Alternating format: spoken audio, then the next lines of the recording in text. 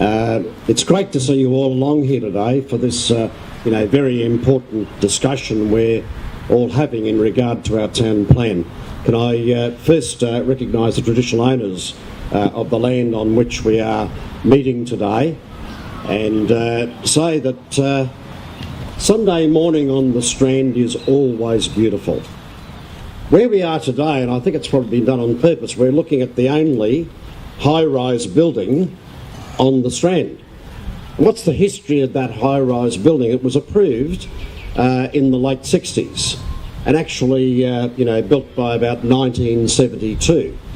It's a 13-storey building, ladies and gentlemen, and why hasn't there been other 13 or 20 or 25-storey buildings, built next to that and indeed along the Strand itself?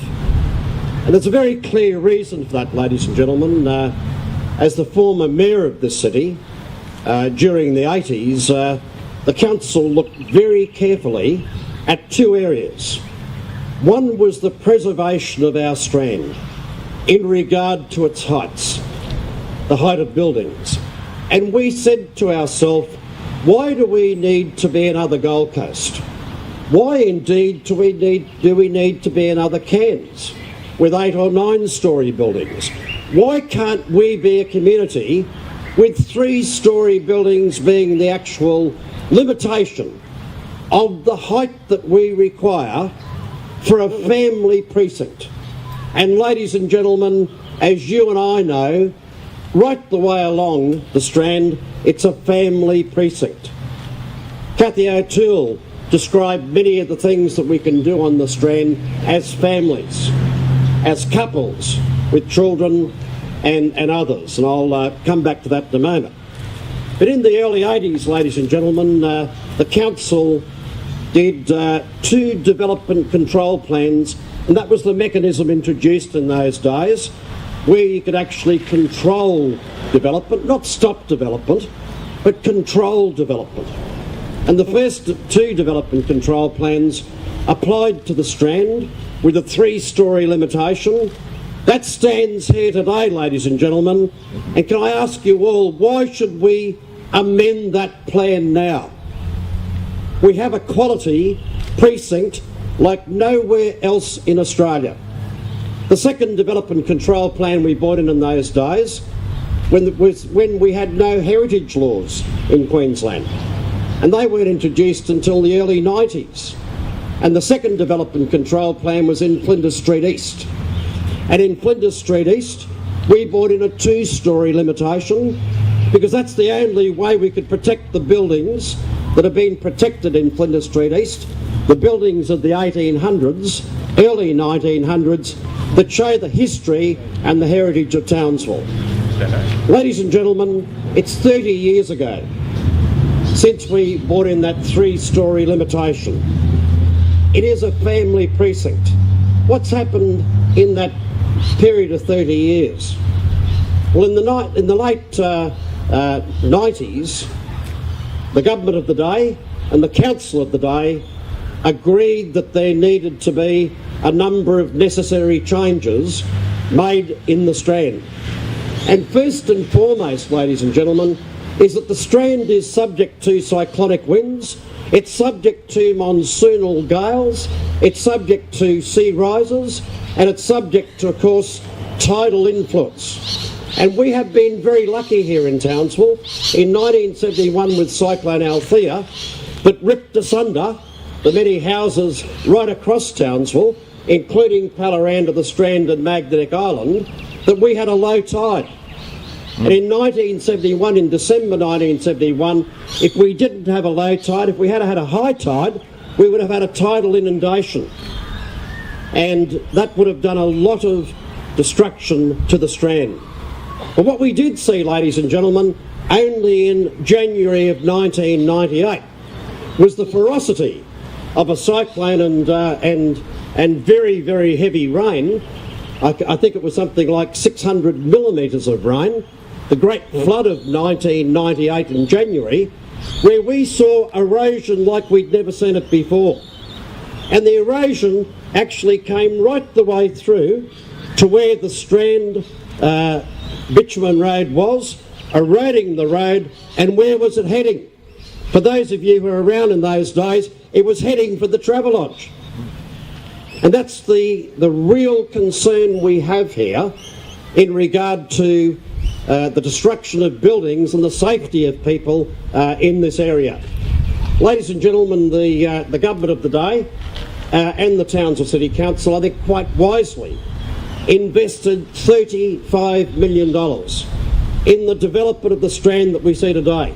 3 headlands that were developed to ensure that the tidal action was dissipated in regard to heavy cyclonic winds, not taking it away altogether, but certainly bringing in engineering constraints that allowed the Strand to be the Strand that it is today. What we do know, ladies and gentlemen, is that $35 million, we saw hundreds of millions of dollars of flow-on benefit to this Strand. We saw 3-storey buildings being built right the way along the Strand, new ones that have been built during that time. Over in North Ward and the CBD and the casino area, we saw the benefit of this award-winning Strand. And let's remember, ladies and gentlemen, that this Strand, since 1998, has won state awards, national awards and international awards. This is a Strand that we can be justly proud of. It's a great Strand. And I ask you today, why should we in any way, shape or form be destroying the very Strand that about 1.2, and some people estimate at 1.5 million people visit this Strand today? Do we want high-rise building, wall-to-wall high-rise buildings along here that don't allow people, because of traffic and parking, to come to the Strand? We alienate the suburbs of Townsville, who will not be able to come to their Strand and enjoy the family-friendly, Strand that we have today. I have a major concern in regard to what is being proposed in this town plan.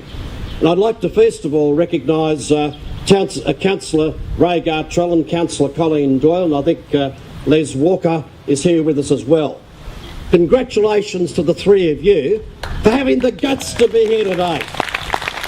Having the guts and the temerity to listen to the people of Townsville.